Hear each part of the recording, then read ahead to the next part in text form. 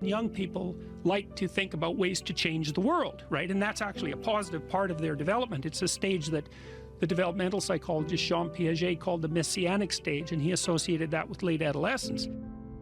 While young people want to change the world, the problem is that that's been harnessed into attempts to change other people. But that isn't what you should do. If you want to change the world, you should change yourself. In the sense that Alexander Solzhenitsyn said when he analyzed the Soviet Union, he said, don't be thinking that the line that divides good from evil runs down a political spectrum or countries or something like that. It runs down right down the middle of your soul. And if you want to sort out the world, then what you do is you sort yourself out. It's a serious business. They say it's more difficult to rule yourself than to rule a city, because you're complicated and there are horrible monsters inside of you that need to be tamed and to be brought into alignment and submission so that you can be a powerful and useful person. And instead of rushing out there to change the world by changing other bad people, that they should look inward and sort themselves out properly. And if you have a memory that's more than 18 months old, approximately, and when you pull that memory up to mind, if you still have an emotional reaction, that means you haven't fully articulated the memory. You haven't analyzed it causally. You haven't freed yourself from its grasp, and you're carrying it like a weight. And your brain responds to that.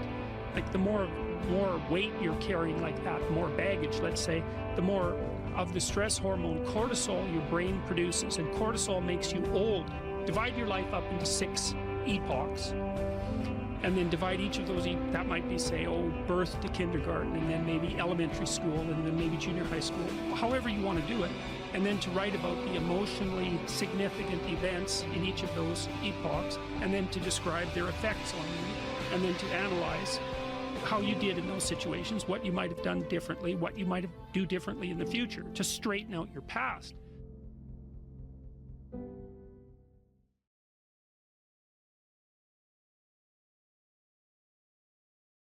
What I learned to do, I think, was to stop saying things that made me weak. I mean, I'm still trying to do that because I'm always feeling when I talk whether or not the words that I'm saying are either making me align or making me come apart.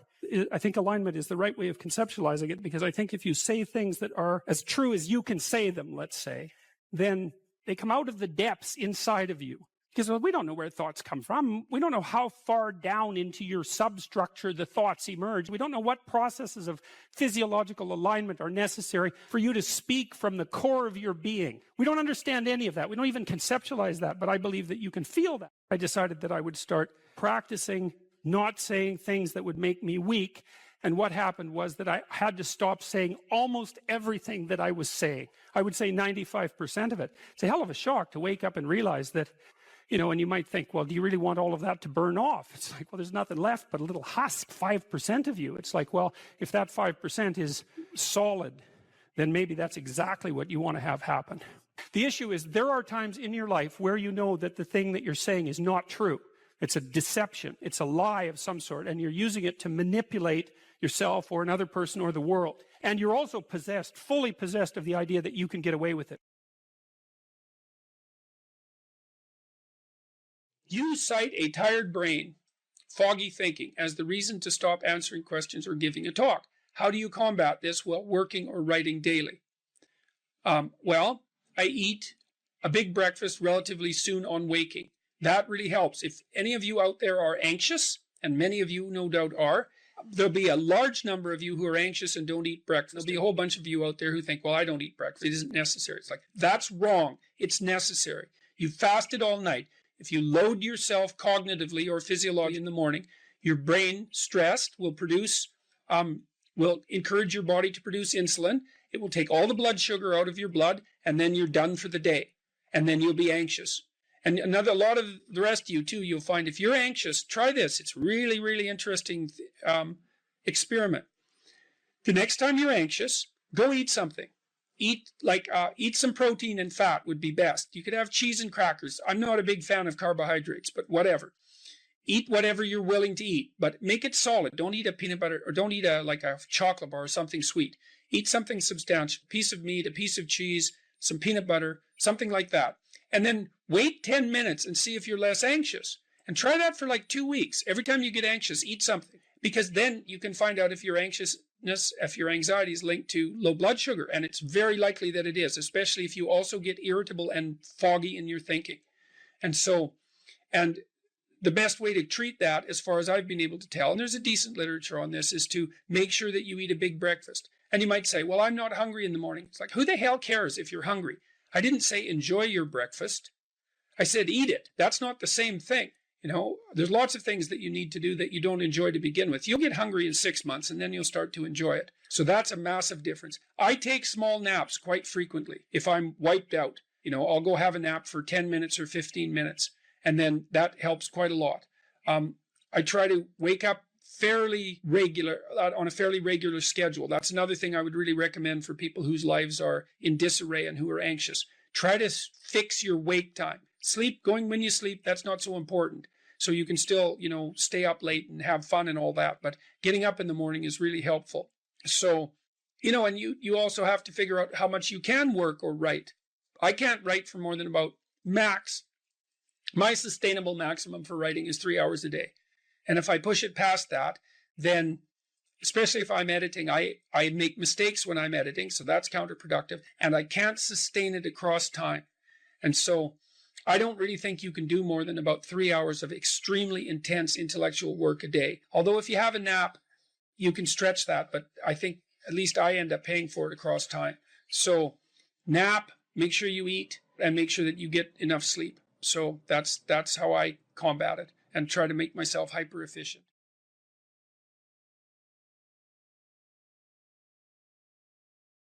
Every time you learn something, you learn because something you did didn't work. And that exposes you to the part of the world that you don't understand. Every time you're exposed to a part of the world that you don't understand, you have the possibility of rebuilding the structures that you use to interpret the world. That's often why it's more important to notice that you're wrong than it is to prove that you're right. One of the things that you're supposed to learn in university is precisely that. It might be useful to listen to people that annoy you on the off chance that they know something that, if they tell you, you can use instead of dying. Talking to people who agree with what you say is like walking around in a desert. You already know everything that they say. The reason you're associating with them in that situation is so that they never say anything that challenges you, because you're afraid that if you go outside of what you understand, that you won't be able to tolerate the chaos. But it isn't the case. People have an unbelievable capacity to face and overcome things they don't understand. And not only that, that's essentially what gives life its meaning. The Buddhists say life is suffering. And you think, well, if that's the case, why bother with it? And people do ask that question, and they ask it in ways that result in their own destruction, and worse, in the destruction of others. So, for example, people who become particularly cruel, particularly in a genocidal manner, are more than willing to dispense with as many human beings as they can possibly train their sights on, because they're so disgusted by the nature of human limitation that they'd rather eradicate it. And lots of people become suicidal because they can't bear the conditions of their own existence. And suffering is real, and it's inescapable. So the question is, what do you do about it?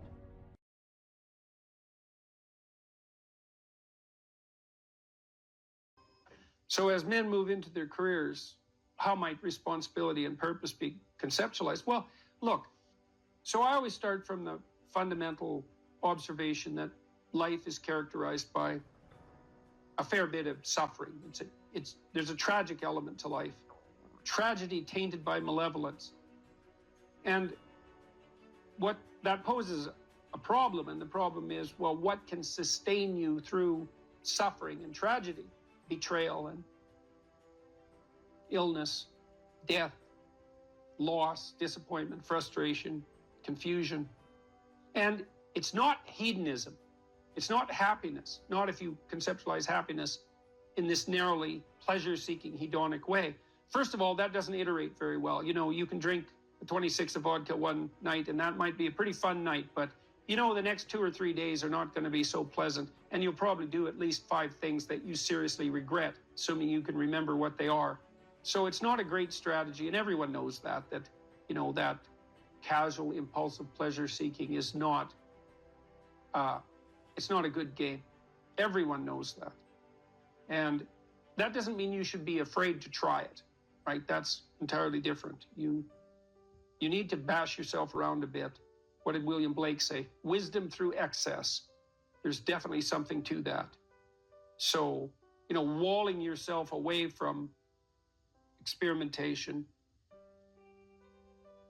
that's not a good idea. But falling prey to indulgences, that's a catastrophe.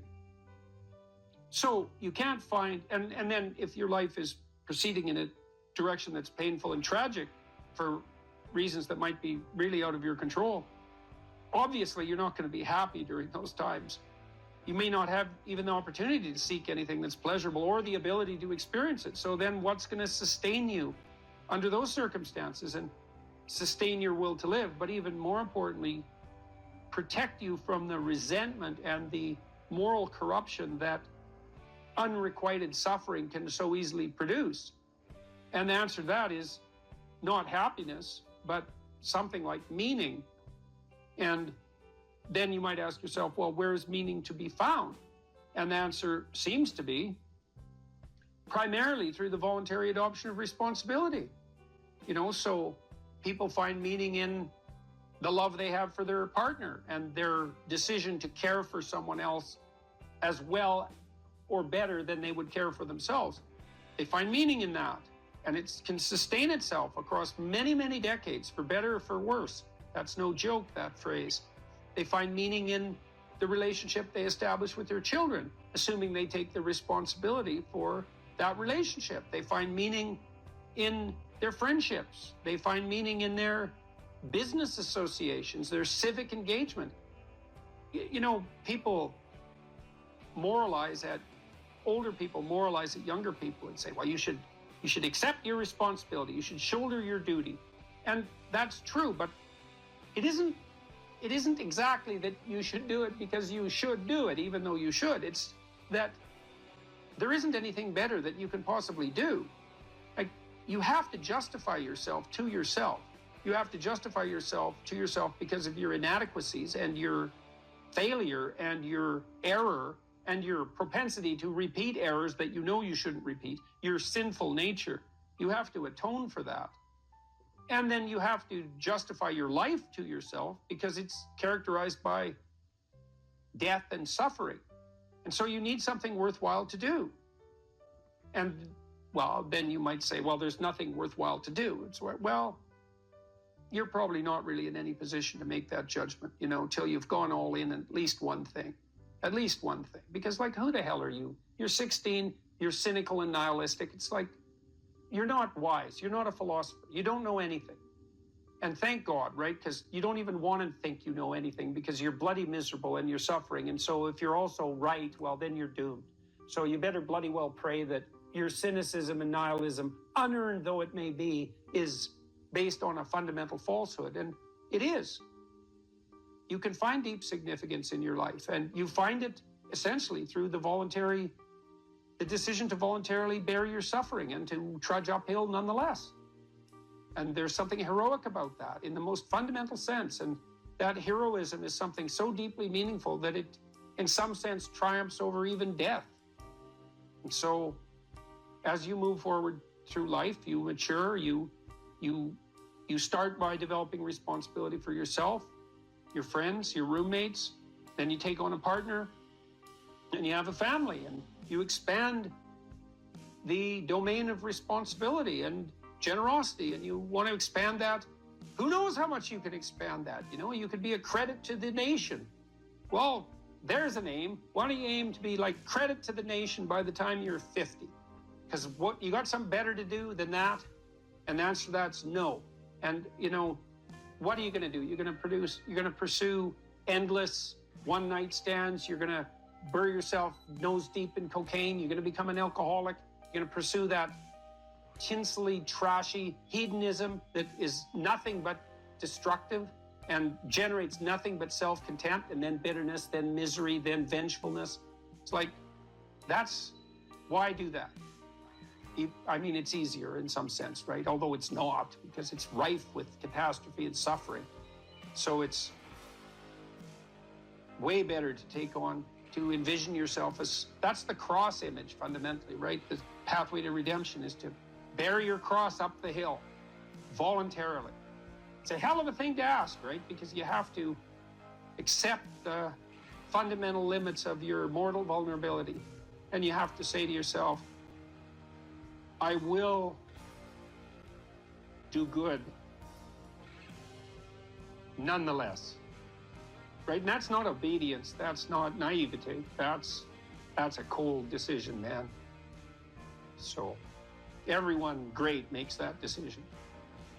So make that decision, because maybe you're great.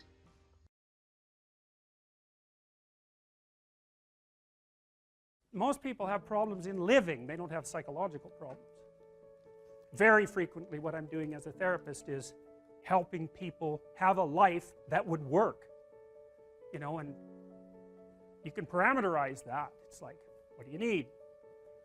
How about some friends? That people kind of like that. How about an intimate relationship with someone that you can trust, that maybe has a future? That'd be good.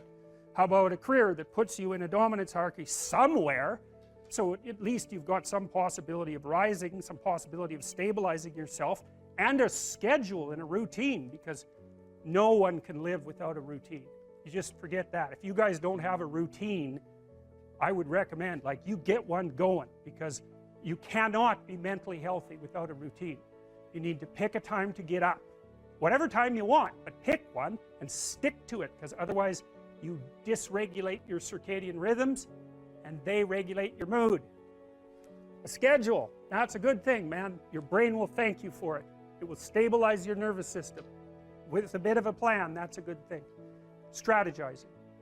Make a career plan. Figure out how to negotiate, because that's bloody important. Figure out how to say what you need. Figure out how to tell the truth to people. Figure out how to listen to your partner in particular, because if you listen to them, they will actually tell you what they want, and sometimes you can give it to them and maybe they'll return the favor. And if you practice that for like 15 years, well, then maybe you're constantly giving each other what you want. Well, hooray, that would be good.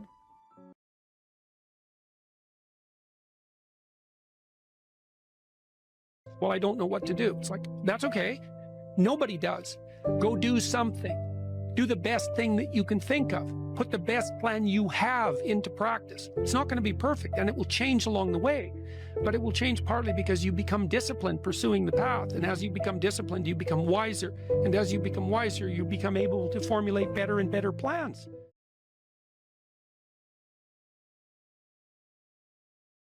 Regulate your habits. Try to get up at approximately the same time each morning. I would recommend that you get up approximately when other people get up. So that would be something in the neighborhood of 7:30 or 8 in the morning, perhaps earlier, perhaps a little bit later, but you want to stabilize that, because your circadian rhythms operate more, what would you call it, fluidly, and your mood is likely to be regulated better if there's islands of stability in your daily routines. Human beings like daily routines, just like dogs like daily routines. And so regulate your sleep. I would say when you get up in the morning, eat breakfast. That's a really important thing to do. I can't tell you how many people I've treated in my clinical practice whose proclivity for emotional instability and depression, anxiety, general hopelessness, emotional pain and gloom and doom, as well as capacity to concentrate, were properly regulated or inhibited or reduced by merely ensuring that they ate I would say, a protein and fat rich breakfast relatively soon after they wake up. And that's especially true if they're stressed. And as it turns out that if you stress yourself after a fast, which is of course what you've undertaken if you haven't eaten since the night before, that your body produces enough insulin to deplete the sugar in your blood. And then it's very difficult for you to become regulated properly with regards to your metabolism until you sleep again. And so it can be regulating your sleep, and your breakfast eating habits in particular can be a very effective way of regulating your mood and increasing your capacity to concentrate. The other thing I would say is that scheduling your time is also extraordinarily useful. And so I can tell you a little bit about how to use schedules effectively. You should develop a long-term plan. So you have to set up your long-term vision.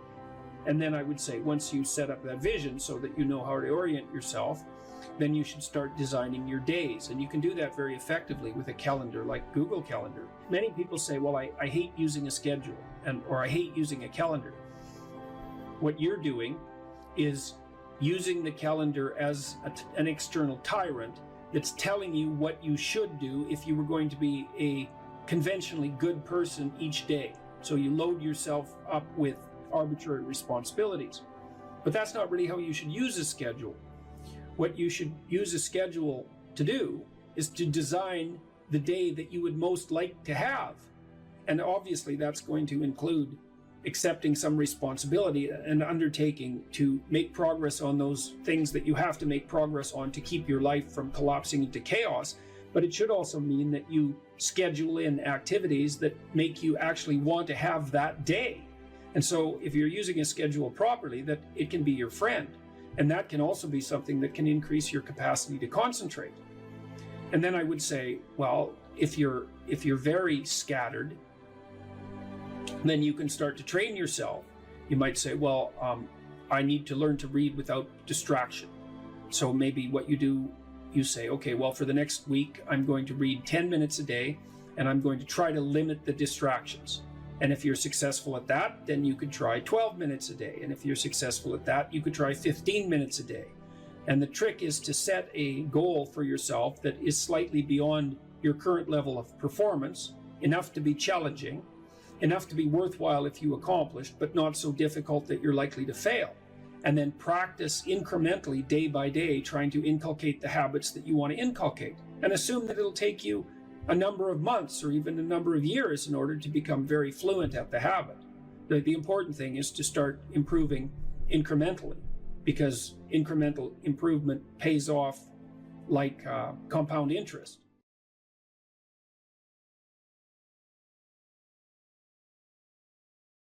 Or how starting to clean up the room changed their life. That's quite fun, because it's something I always tell people to do instead of going out and protesting. Jesus, I just can't stand Cleaning up that. the room? Yeah.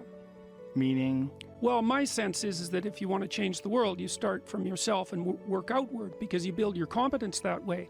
It's like, I don't know how you can go out and protest the structure of the entire economic system if you can't keep your room organized. Well, I made a video call, which was called Message to Millennials, where it was called How to Change the World Properly. A bit of on the pretentious side, I suppose, but I was trying to produce something that was a counterposition to this idea that what you should do is go out and fix up other people.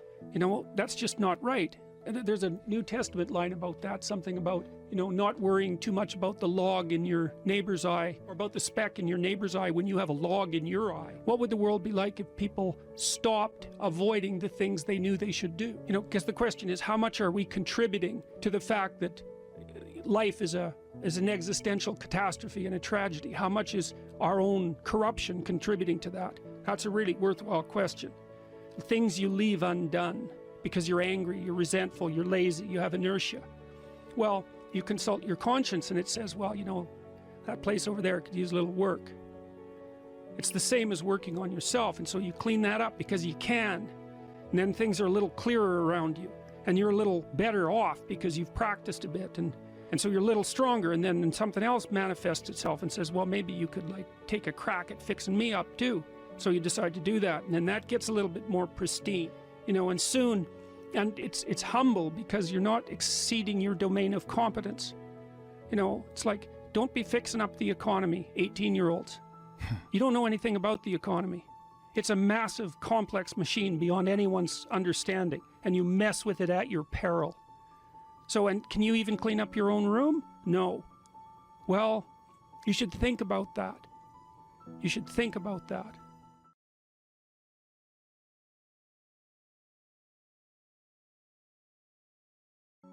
Make a damn schedule and stick to it. Okay, so what's the rule with the schedule? It's not a bloody prison.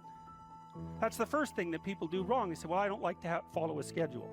It's like, well, what kind of schedule are you setting up? Well, I have to do this, then I have to do this, then I have to do this, you know, and then I just go play video games, because who wants to do all these things that I have to do? It's like, wrong. Set the damn schedule up so that you have the day you want. That's the trick. It's like, okay, I've got tomorrow. If I was going to set it up so it was the best possible day I could have, practically speaking, what would it look like? Well, then you schedule that. And obviously there's a bit of responsibility that's going to go along with that, because if you have any sense, one of the things that you're going to insist upon is that at the end of the day, you're not in worse shape than you were than at the beginning of the day, right? Because that's a stupid day. If you have a bunch of those in a row, you just dig, you dig yourself a hole and then you bury yourself in it. It's like, sorry, that's just not a good strategy. It's a bad strategy. So maybe 20% of your day has to be responsibility and obligation, or maybe it's more than that, depending on how far behind you are. But even that, you can ask yourself, okay, well, I've got these responsibilities. I have to schedule the damn things in. What's the right ratio of responsibility to reward? And you can ask yourself that, just like you'd negotiate with someone who is working for you. It's like, okay, you got to work tomorrow. Okay, so I want you to work tomorrow. And you might say, okay, well, what are you going to do for me that makes it likely that I'll work for you? Well, you could ask yourself that, So maybe you do an hour of responsibility and then you play a video game for 15 minutes. I don't know, whatever turns your crank, man. But, you have to negotiate with yourself and not tyrannize yourself. Like you're negotiating with someone that you care for, that you would like to be productive and have a good life. And that's how you make the schedule. It's like, and then you look at the day and you think, well, if I had that day, that'd be good. Great. And you're useless and horrible, so you'll probably only hit it with about 70% accuracy, but that beats the hell out of 0, right? And if you hit it even with 50% accuracy, another rule is, well, aim for 51% the next week, or 50.5% for God's sake, or because you're going to hit that position where things start to loop back positively and spiral you upward. Plan a life you'd like to have, and you do that partly by referring to social norms. That's more or less rescuing your father from the belly of the whale. But the other way you do that is by having a little conversation with yourself about, as if you don't really know who you are, because you know what you're like. You won't do what you're told. You won't do what you tell yourself to do. You must have noticed that. It's like you're a bad employee and a worse boss, and both of those work, for you. You don't know what you want to do, and then when you tell yourself what to do, you don't do it anyways. You should fire yourself and find someone else to be. But my point is that you have to understand that you're not your own servant, so to speak. You're someone that you have to negotiate with, and you're someone that you want to present the opportunity of having a good life to. And that's hard for people because they don't like themselves very much. So, they're always like cracking the whip and then procrastinating, and cracking the whip and then procrastinating. And it's like, God, it's so boring and such a pathetic way of spending your time. And you know what that's like, because you probably waste like 6 hours a day.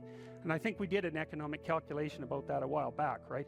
Your time's probably worth $50 an hour, something like that. I mean, you're not getting paid that now, but you're young. And so this is investment time. And what you do now is going to multiply its effects in the future. So let's say it's $50 an hour, which is perfectly reasonable. So if you waste 6 hours a day, and you are, then you're wasting about $2,000 a week, or about $100,000 a year. So like, go ahead, but that's what it's costing you every hour. And you need to know what your damn time is worth. So let's say it's not $50, it's 30, whatever. Maybe it's 100, it's somewhere in that range. One of the things you should be asking yourself is, when you spend an hour, was that, well, would have I paid someone $50 to have had that hour? And if the answer is no, it's like, well, maybe you should do something else with your time. And it depends on whether or not you think that your time's worthwhile. But the funny thing about not assuming that is, if you assume your time isn't worthwhile, what happens is you don't just sit around sort of randomly in a state of responsibility-less bliss. What you do is you suffer existentially.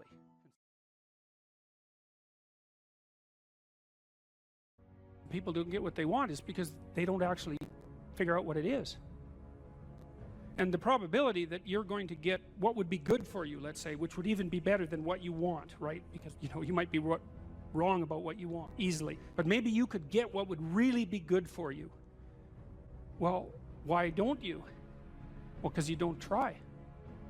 You don't think, okay, here's what I would like if I could have it. And I don't mean in a way that you manipulate the world to force it to deliver you goods for status or something like that. That isn't what I mean. I mean something like, imagine that you were taking care of yourself like you were someone you actually cared for. And then you thought, okay, I'm caring for this person. I would like things to go as well for them as possible. What would their life have to be like in order for that to be the case? Well, people don't do that. They don't sit down and think, all right, let's figure it out. You've got a life. It's hard, obviously. It's like, 3 years from now you can have what you need. You got to be careful about it. You can't have everything. You can have what would be good for you, but you have to figure out what it is, and then you have to aim at it. Well, my experience with people has been is if they figure out what it is that would be good for them, and then they aim at it, then they get it. And it's strange because they don't it's a strange thing. It's not quite that simple because, you know, you may formulate an idea about what would be good for you, and then you take 10 steps towards that, and you find out that your formulation was a bit off, and so you have to reformulate your goal. You know, so you're kind of going like this as you move towards the goal. But a huge part of the reason that people fail is because they don't ever set up the criteria for success. And so, since success is a very narrow line and very unlikely, the probability that you're going to stumble on it randomly is 0. And so there's a proposition here, and the proposition is, if you actually want something, you can have it. Now the question then would be, well, what do you mean by actually want? And the answer is that you reorient your life in every possible way to make the probability that that will occur as certain as possible. And that's a sacrificial idea, right? It's like, you don't get everything. Obviously. But maybe you can have what you need. And maybe all you have to do to get it is ask. But asking isn't a whim or today's wish. It's like, you have to be deadly serious about it. You have to think, okay, like, I'm taking stock of myself. And if I was going to live properly in the world, and I was going to set myself up such that being would justify itself in my estimation, and I don't mean as a harsh judge, exactly what is it that I would aim at?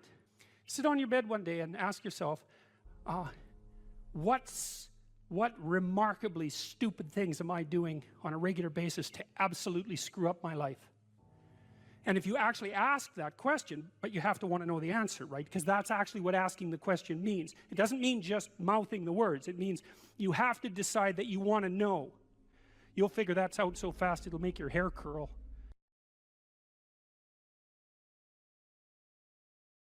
And you know, people are very, very, very, very tough. And it turns out that if you face things that you can put up with a lot more than you think you can put up with, and you can do it without becoming corrupted. And she did recover quite fully, and much as a consequence of her own machinations, because she figured out what was wrong with her and then took the necessary steps to fix it, which is nothing short of a bloody miracle as far as I'm concerned. And anyways, part of the cat bit is, I actually start by talking about our dog, who actually died about a year ago, but he's still alive in the book. I let people know, because dog lovers love dogs, and if you love cats, then they think you don't like dogs, and then they don't like you. So I also point out at the beginning of the chapter that, you know, if you want to pet a dog on the street, that's okay too, so you don't have to get up in arms about it. But the idea is that, you know, you have to be alert when you're suffering. You have to be alert to the beauty in life, the unexpected beauty in life. And that's kind of what I was trying to get across with the idea of the cat. There's this cat that lives across the street from us called Ginger, and Ginger's a Siamese cat. And cats really aren't domesticated, technically speaking. They're still wild animals, but they kind of like people.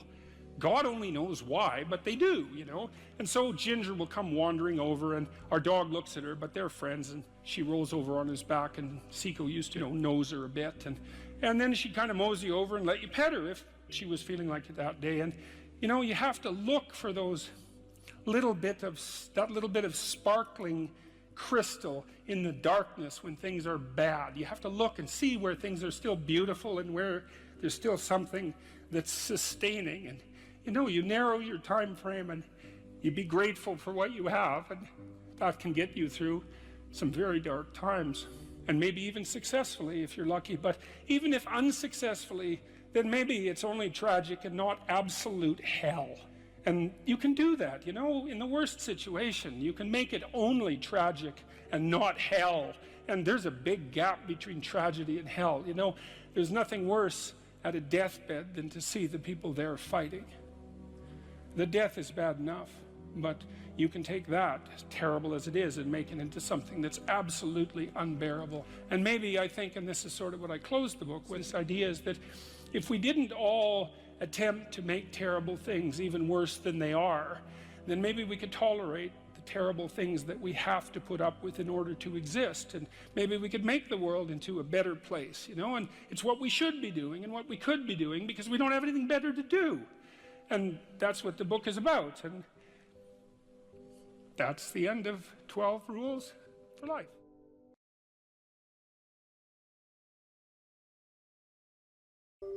So that's an interesting thing. Well, so let's say you go over your past with a fine-tooth comb and you decide you're going to take responsibility for everything that you did that was wrong and everything that you failed to do that you could have done that was right. It's like, does that change the world? It's like, depends on how thoroughly you do it. You might say it changes the world like nothing else possibly can. And I think that that's actually right. You have to allow yourself a certain latitude for error. And that's a useful thing to know too. One of the things I tell people when they're trying to develop a vision for their life or an implementable plan is make a bad plan. Like, make the best one you can, but don't get obsessive about it. It's like, make a plan, implement it. You'll figure out when you implement it why it's stupid. Exactly. And then you can fix it a little bit.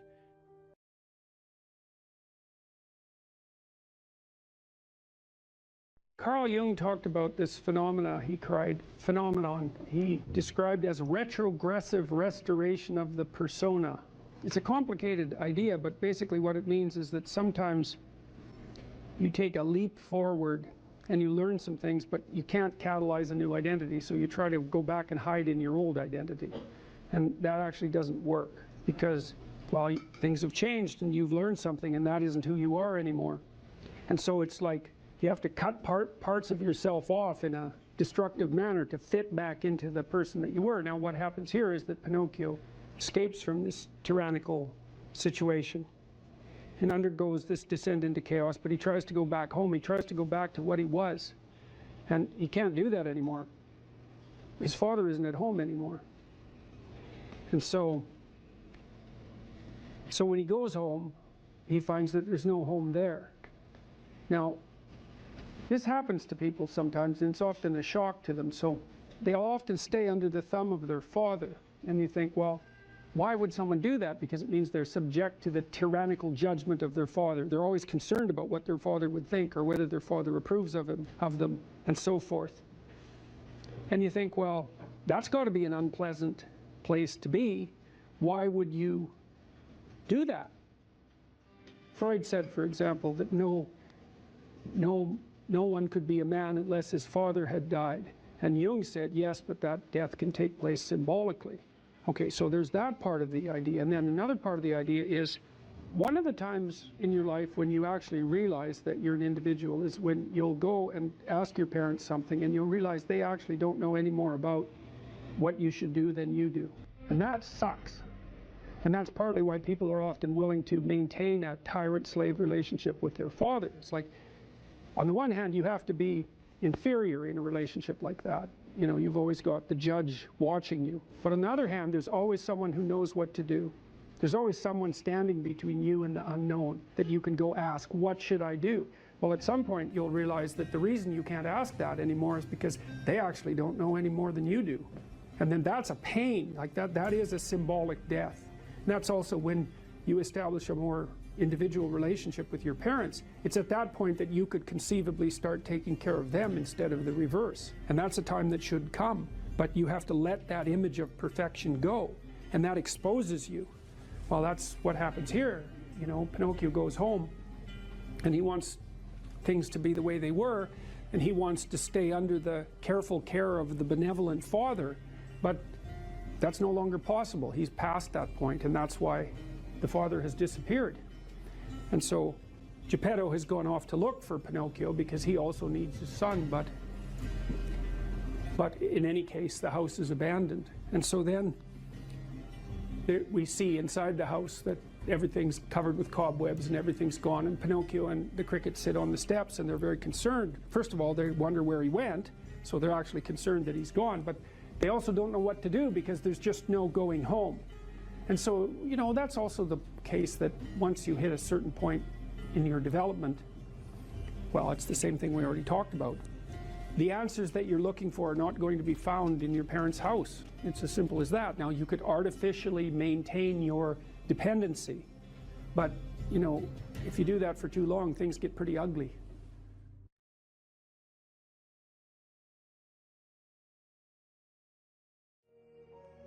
You need structure, you need predictability, and you need more of it than you think, just to keep you sane. Now, if you're lucky, and maybe a bit odd, you can deviate 5% from the norm, or 10% from the norm, or something like that, carefully and cautiously, as long as the rest of you is all well ordered in a normative manner. You might be able to get away with that, and you might be able to sustain it across time, and people might be able to tolerate you if you do it, or maybe you'll get really lucky and you happen to be creative but reasonably well put together, and people will actually be happy that there's something idiosyncratic and unique about you.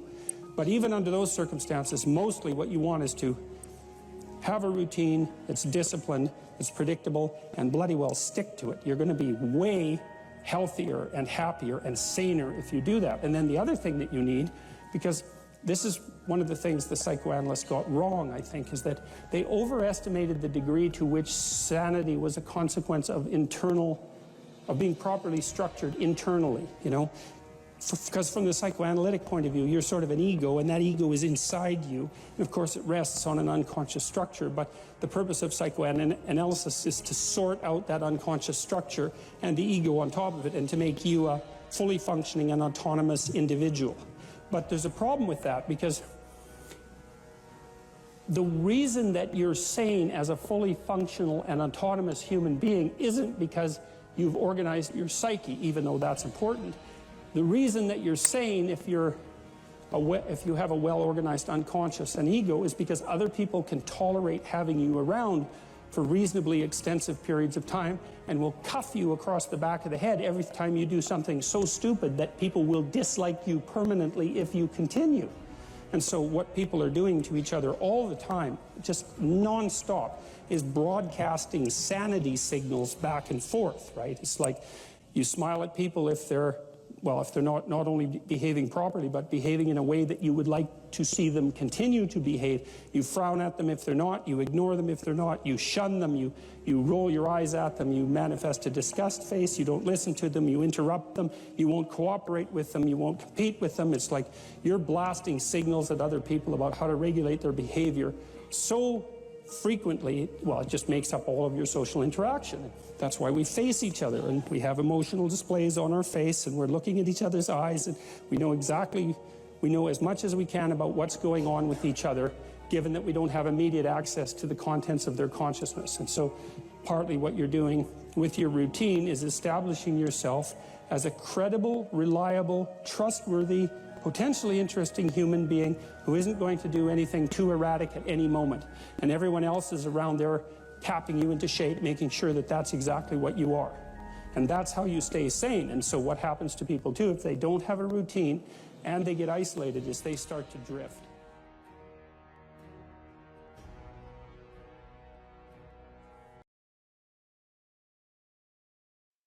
Your attention, for example, is mediated by unconscious forces.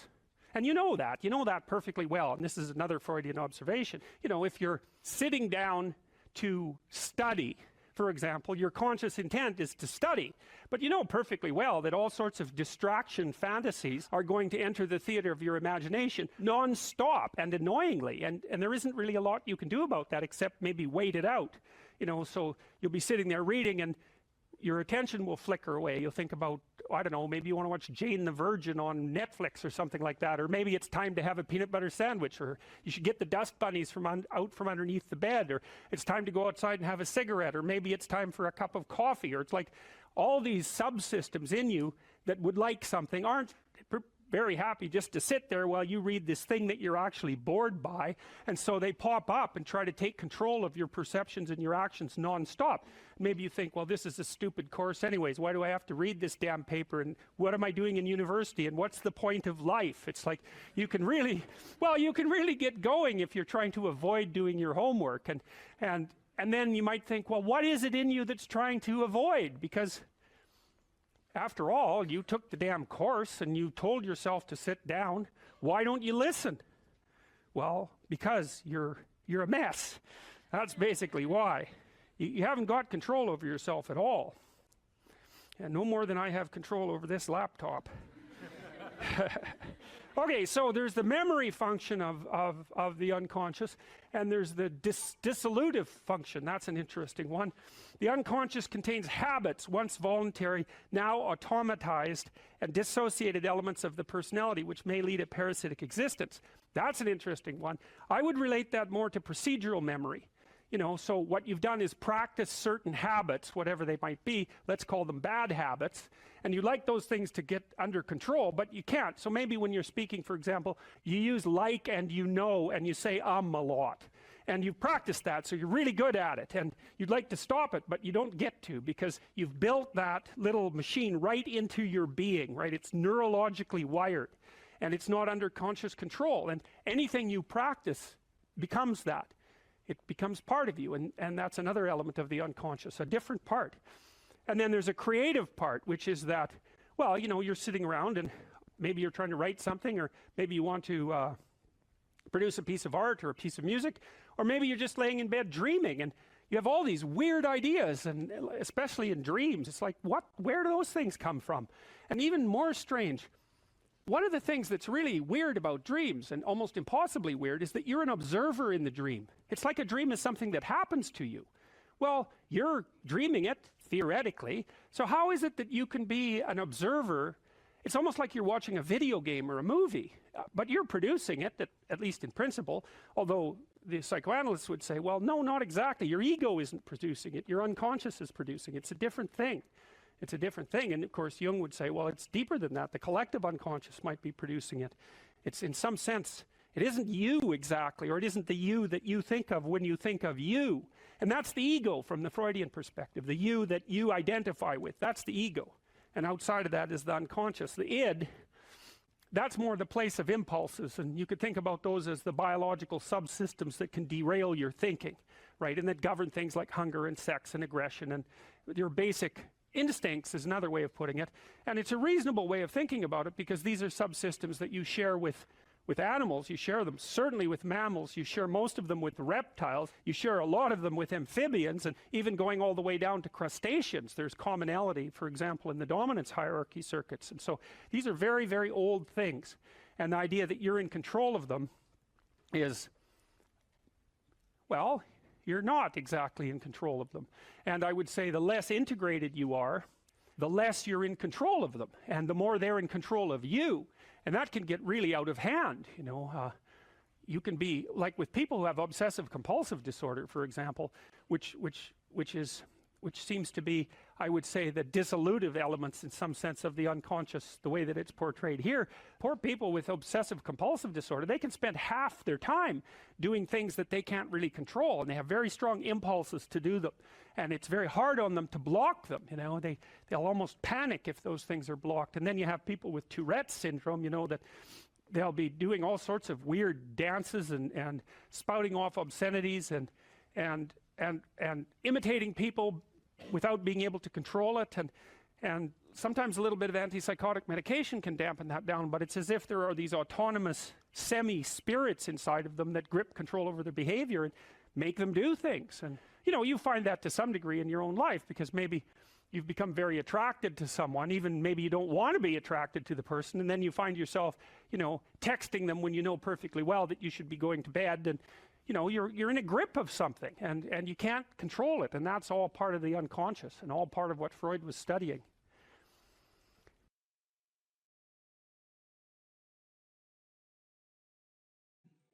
You know, let's say I was dealing with a client, and maybe that was somebody who, say a man, 35 years old, he still lived at home, so he was too dependent. His room is a complete bloody catastrophe. And, you know, he's living like a bratty 13-year-old, and that gets pretty ugly by the time you're 35. You know, and he knew it, and I'm sure his mother knew it, although obviously she put up with it, which was probably her mistake, at least in part. But maybe we decide, well, you know, let's start by cleaning your room. And so as a cognitive behavioral psychologist, you engage in a process called collaborative empiricism. And that's partly to solve the problem that you described. Is, well, how do we know we set the right goal? Well, we'd say, well, go try it. Just watch yourself like you don't know who you are, and come back next week and we'll see how you did. And maybe, I remember this one client, he came back and he said, You know, I went and got the vacuum cleaner from the closet, which is something I really never done, and I put that vacuum cleaner in the doorway of my bedroom, crossways, so it blocked the doorway, and then I just walked over it for a whole week. And look, he was completely nonplussed at his own intransigence. And look what he did, eh? He was so resentful and so angry that he, instead of vacuuming his damn bedroom like he planned, he just stuck the vacuum in his own way and then martyred himself over it every day for a week. It's like, okay then, we're starting to get somewhere with the whole you living at home thing here. And so, well, that was too high a goal for him. And you say, well, how do you know that? It's like, well, he didn't do it, did he? So then what you do practically is you say, well, how about you bring that vacuum cleaner into your room this week, and that's your whole assignment. And just watch what happens when you bring it in. Watch the fantasies that flicker in the back of your mind as you live out your resentment at your therapist, daring to make you bring that vacuum across the threshold of your bedroom. And so if people catch those fantasies, whew, that's quite the bloody night and quite the revelation to themselves, I can tell you, because you have to be one angry person to put a vacuum cleaner in your doorway and walk over it every day for a week. And so then we get somewhere. It's like, okay, now we're getting to the bottom of things, you know. But maybe the next week he'd come back, well, with the fantasies at hand and rather shocked as a consequence, but the vacuum cleaner was then in his room. And so he broke the threshold there, you know, and then maybe we'd have to, maybe all he could do was sort out a drawer or half a drawer, something like that. So what you do is, you know, you pick a target that you think is probably reasonable, and you can negotiate that with yourself.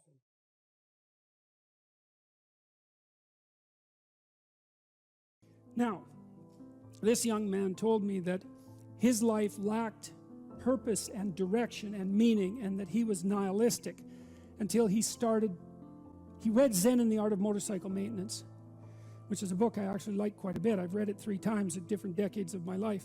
And one of the things that's very interesting about that book is that it's an examination of the idea of quality, of the idea that there are qualitative distinctions between things, and that we have an instinct to make qualitative distinctions. And so a qualitative distinction is simply, this is better than that, which is a judgment.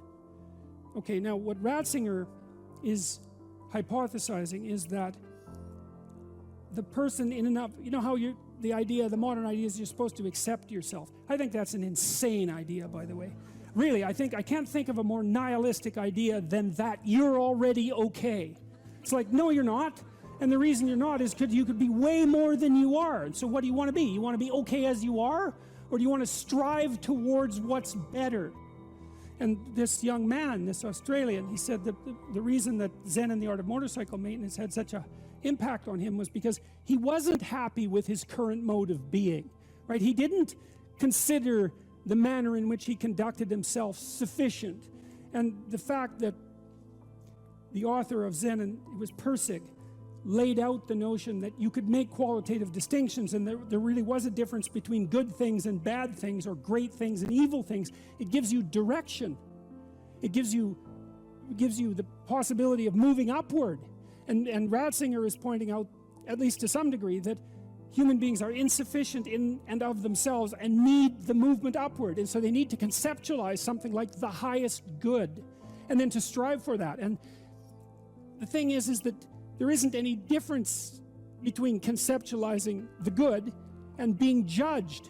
Because if you're going to conceptualize the good and move towards it, what you have to do is separate from yourself all those things that aren't good and leave them behind. And that's why the Redeemer and the Judge are the same thing. And one of the things that's really appalling, I think, about our modern world is that we're rejecting the notion of qualitative distinctions. You say, well, we don't want to hurt anybody's feelings by saying that one thing is better than another. It's like, okay, fair enough. It's not fun to be cast off with the damned, that's for sure. But if people are, in fact, insufficient in their present condition, which seems to be the case, I mean, try finding someone who isn't, then if you deny the possibility of qualitative distinction because you want to promote a radical egalitarianism, then you remove the possibility of redemption, because there's no movement towards the good.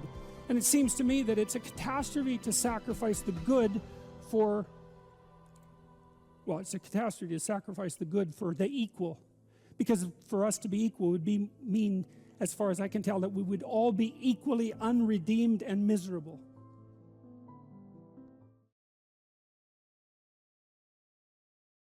You only have to ask a stupid question once. You ask a stupid question, and if you're in a crowd and you ask a stupid question, 80% of the people in the crowd have the same question. They're just too cowardly to ask. But you ask and then someone actually tells you, you never have to ask that question again. You're no longer stupid. What stupid thing am I doing that I could quit doing? That I would quit doing? Because those aren't the same thing, right? Because you know there's stupid things that you're doing that you're just not going to quit doing because you like them. But there might be something on the edge there where you could stop that. If you want to know something about yourself, sit on your bed one night and say to yourself, you got to mean this, like you got to be desperate. This is no game, this. My life is not everything I want it to be, and perhaps it's not everything that I need it to be. And by need, I mean my life is so unbearable that the suffering that's attendant upon that is make me nihilistic, cynical, bitter, resentful, driving the proclivity to see evil everywhere except within my own heart. Like, these are problems, man. And you ask yourself, you sit on the bed and say, okay, man, I'm ready to learn something. What's one thing I'm doing wrong that I know I'm doing wrong, that I could fix, that I would fix? It's like, you meditate on that, you'll get an answer. And it won't be one you want, but it'll be the necessary one. You know, and it's often something that will point you to small things. Like, that works. You start making those micro improvements, like real micro improvements, real on the ground, actual micro improvements to things you know that are wrong, you'll improve unbelievably rapidly.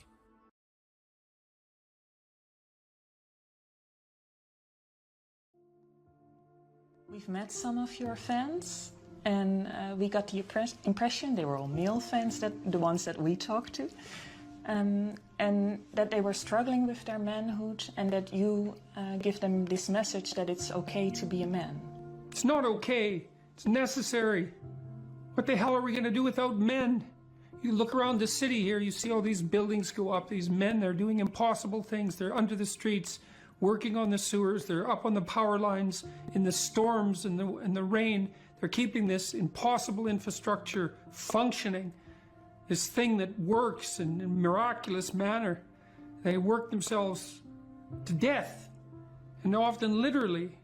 And the gratitude for that is sorely lacking, especially among the people who should be most grateful. You see university professors, especially of the social justice bent, who are among the most protected and privileged people that the world has ever produced. They take everything they have for granted, failing to understand entirely that there's a massive infrastructure of unbelievably hardworking, solidly laboring, working class men breaking themselves in half on a regular basis, making sure that everything that always breaks works. And so a little gratitude for that is in order. And it's very useful to tell everyone, not just men, that they have an important role to play, a necessary role, and that if they act properly and honestly and forthrightly, that they can put their lives together and they can help their families and they can make their communities better, and that's not toxic masculinity, that appalling phrase. It's what keeps the world going round. If we had any sense, we'd understand that, instead of doing everything at every possible moment to label what we have in the West as oppressive and patriarchal and fundamentally predicated on power, of all the insane propositions. My audiences are often composed mostly of men between, say, 20 and 35. Not exactly young, but young enough. And they're desperate for a discussion about responsibility and fair play and noble being and working properly in the world. And the idea, and to hear the idea that their lives actually matter, that if they straighten themselves up and fly right, that they'll have a beneficial effect on themselves and their family and the community, and that the world is starving for that. And for them as individuals, not for them as a group, but for each of them as individuals. So, yeah, it breaks me up. Every time the topic comes up, it breaks me up because it's so damn sad. And we're so stupid. We're alienating young men. We're telling them that they're patriarchal oppressors and denizens of rape culture and you know, tyrants in waiting, and we fail to discriminate between their competence and their tyranny. And it's awful. It's so destructive. It's so unnecessary, and it's so sad. And so whenever I think about it, especially because of all that I've seen of it, it makes me sad, like deeply. It's so sad.